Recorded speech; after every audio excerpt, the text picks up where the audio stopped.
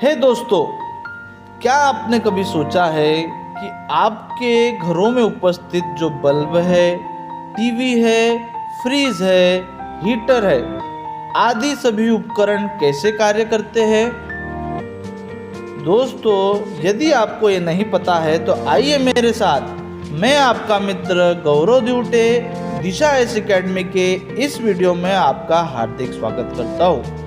दोस्तों, आज हम यही जानने की कोशिश करेंगे कि हमारे घर में उपस्थित ये सभी उपकरण कैसे कार्य करते हैं। दोस्तों, ये सभी उपकरण इलेक्ट्रिक करंट या विद्युत धारा का उपयोग करके कार्य करते हैं। अर्थात हमें सबसे पहले विद्युत धारा या इलेक्ट्रिक करंट के कॉन्सेप्ट को अच्छे से समझना होगा।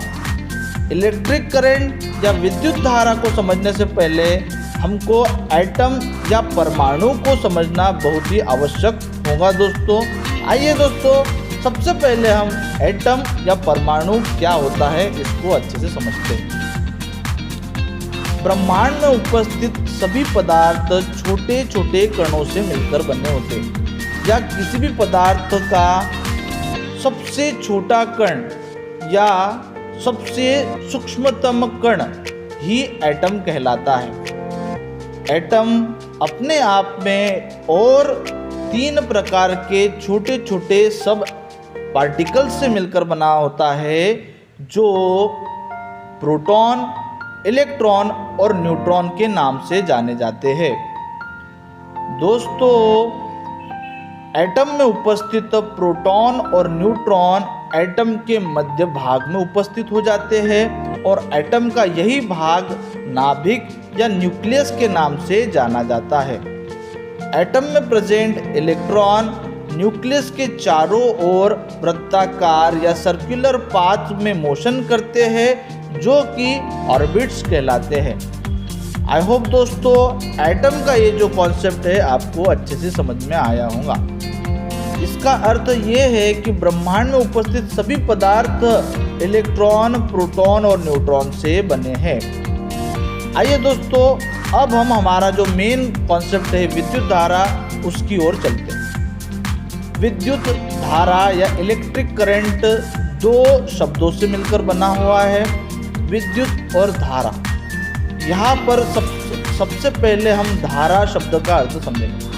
दोस्तों, धारा का अर्थ होता है जब किसी भी वस्तु का बहुत सारा अमाउंट जब किसी एक पर्टिकुलर डायरेक्शन में फ्लो होता है तो उसे हम धारा कहते हैं। उदाहरण के लिए मैं यहाँ पर जल धारा का उपयोग करूँगा। जब बहुत सारा जल किसी एक पर्टिकुलर डायरेक्शन में फ्लो होता है तो इसे हम जल धारा कहते हैं। दोस्तों, विद्युत धारा भी इसी प्रकार से कार्य करता है। विद्युत धारा में परमाणु में उपस्थित इलेक्ट्रॉन एक पर्टिकुलर डायरेक्शन में फ्लो करते हैं। जब परमाणु में उपस्थित इलेक्ट्रॉन एक पर्टिकुलर डायरेक्शन में फ्लो करते हैं, इसी को ही हम विद्युत धारा के नाम से जानते हैं। दोस्तों, विद्युत धारा जिस भी पदार्थ से पास हो सकती है उसे हम कंडक्टर के नाम से जानते हैं, और जो पदार्थ विद्युत धारा को अपने आप में से गुजरने नहीं देता है उसे हम इंसुलेटर के नाम से जानते हैं। इसीलिए जब भी किसी को करंट लगता है तो हम लकड़ी का उपयोग करते हैं, क्योंकि लकड़ी एक इंसुलेटर है, अर्थात वह अपने में से विद्युत धारा को पास नहीं होने देती है। हमारे घर की जो वायरिंग है वो तांबे के तार की बनी होती है। यह तांबा जो है विद्युत का कंडक्टर मटेरियल है, अर्थात वो अपने में से विद्युत धारा को पास होने देता है। आइए दोस्तों, अब हम हमारे घर में जो बल्ब काम करता है उसके कॉन्सेप्ट को अच्छे से समझते हैं। दोस्तों, विद्युत धारा का एक गुण होता है कि जब भी विद्युत धारा किसी कंडक्टर में से प्रवाहित होती है तो वह कंडक्टर को गर्म कर देती है।